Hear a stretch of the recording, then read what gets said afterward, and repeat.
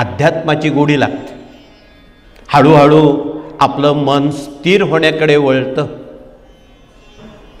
ज्यावेळी आपली मनस्थिती विचलित असेल, नकारार्थी विचार मनात येत असतील, तर सकारात्मक ऊर्जा निर्माण करण्याचं काम स्वामींचा जप आणि गायत्री मंत्र करतो.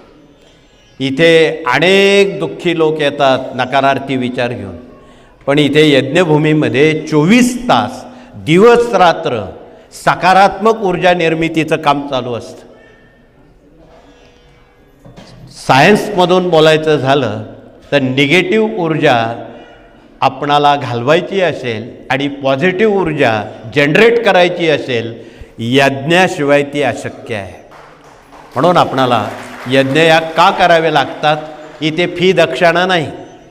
तुम्हाला उलट बळजबरी सांगितलं जातं की यज्ञात भाग घ्या, यज्ञात भाग घ्या. पण जे पुण्यवंत आणि भाग्यवंत आहे तेच फक्त यज्ञात जाऊ शकतात, इतर जाऊ शकत नाही.